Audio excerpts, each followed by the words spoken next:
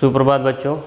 आज जो हम एक कविता यानी गज़ल है, इसे गज़ल भी हम कहते हैं, तो ज़रा प्यार से बोलना सीख लीजिए।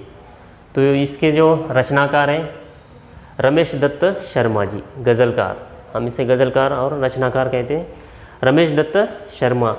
तो देखो विषय प्रवेश में बताया इसकी प्रस्तुत गज़ल में गज़लकार जो है रमेश दत्त शर्मा दूसरों के प्रति व्यवहार के बारे में प्रेरणा दे रहे हैं और उनका मानना है कि हमें प्यार के साथ मधुर वचन बोलना, आवश्यकता के समय अवश्य बोलना, कुछ भी कहने से पहले अपनी बात पर विचार करना आदि गुणों को सीखना चाहिए। जो हम बात करते हैं सामने वाले को, तो उसे हम कैसे बात करते हैं और बात करने से पहले हमें उसे सोचना चाहिए हम क्या बात कर रहे हैं।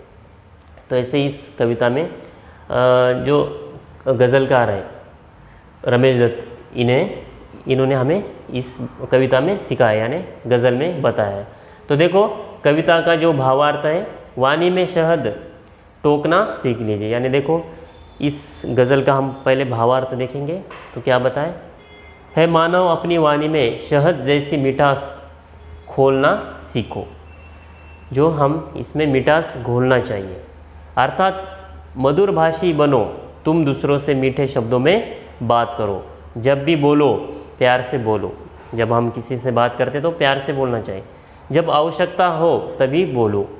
अनेक अवसरों पर आवश्यकता नहीं होती तभी हम सलाह मशवरा दिया करते हैं। जब कोई हमें आवश्यकता नहीं होती बात करने की, तब हम क्या करते हैं, सामने वालों को सलाह मशवरा करते हैं। दोस्तों, चुप रहने के अनेक लाभ है। ऊर्जा बचती है, समय बचता है। उस ऊर्जा और समय को किसी सकारात्मक कार्यों में लगाना चाहिए। तो देखो जब हम किसी से बात करते तब हम ज़्यादा बात नहीं करनी चाहिए, समय समय पर हमें बात करना चाहिए। तो उससे हमें चुप रहने के बहुत सारे फ़ायदे भी होते हैं। ऊर्जा बचत होती है, हमारा समय बचता है और उसी ऊर्जा और समय का हम सकारात्मक कार्यों में लगा सकते हैं। तो ऐसे इस कवि ने हमें बताया। तो किसी को कुछ कहने से पहले अपनी बात पर विचार करना और फिर बोलना सीखना चाहिए। बोलने से पहले अपने शब्दों को तोलने की आदत बनाओ। बोलने से पहले हमारे जो शब्द होते हैं उसे तोलना चाहिए। ऐसा न हो कि आपकी जो बातें सामने वाले को दुख पहुँचाए। तलवार से हुआ घाव और देर सवेर भर ही चाहता है, लेकिन किंतु कटुवाणी से जब हम छुआ हुआ घाव कभी नहीं भरता है।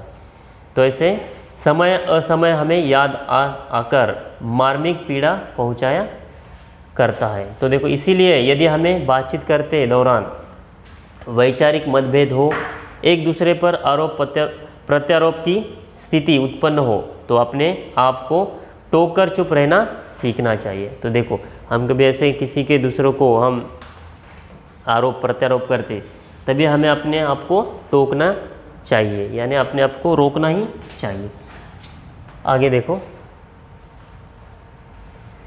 पठा की तरह रिक्त स्थान खोलना सीख लीजिए। देखो अब इस कड़वे का जो पंक्तियों का भावार्थ बताया है, मित्र किसी भी परिस्थिति में दूसरे पर क्रोध में फट पड़ने के स्थान पर प्यार का प्रकाश फैलना कहीं उचित होता है, क्योंकि क्रोध की प्रतिक्रिया में क्रोध ही मिलेगा और बात हाथ से निकल जाएगी। देखो अगर हमें किसी ने क्रोध से बात की तो हमने भी उसे क्रोध से बात करने के बाद वो फट जाता है। तो ऐसे जो हमारी चर्चा होती है वो बढ़ जाती है।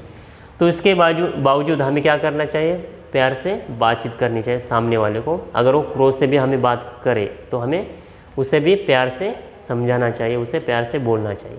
यह तथ्य कभी नहीं भूलना चाहिए कि कड़वी बोली हमेशा संबंध बिगाड़ती ही है। देखो कटु वचनों से कांटे ही मिलते हैं और कटु वचन ऐसे बीज है जिनके फल स्वरूप कांटों रूपी फल ही मिलते हैं। देखो फसल ही मिलती है। तो अंततः कड़ू वचनों का त्याग करके मीठी बोली रूपी फूल के पौधे लगाओ। तो देखो जैसे हम कटु वचन कांटों की तरह होते, सामने वाले को दुख पहुँचाते, और उसी तरह हमें भी वो सामने वाला भी वैसे बात करता है। तो इसे हमें दूर करना चाहिए। तो ऐसी वाणी हमें त्याग त्यागनी चाहिए और मीठी बोली रूपी फूल के पौधे लगाने चाहिए।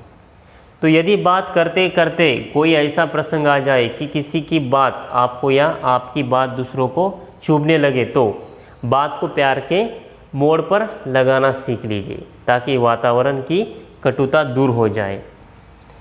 पर साथ ही इस बात का भी ध्यान रखना चाहिए कि हमें अनुचित बात पर होठ सीकर यानी चुप भी नहीं बैठना चाहिए। कभी कभी ऐसा होता है हम चुप बैठते, तो ऐसा नहीं करना चाहिए। कभी कभी हम उस समय हमें बोलना ही चाहिए। कहीं कोई किसी प्रकार का अन्याय कर रहा हो या अत्याचार हो रहा हो तो उस समय चुप न रह जाना चाहिए, अन्याय ही होगा। तो उस समय हम अगर चुप रहते तो हमारे ऊपर अन्याय ही होगा। तो आगे देखो,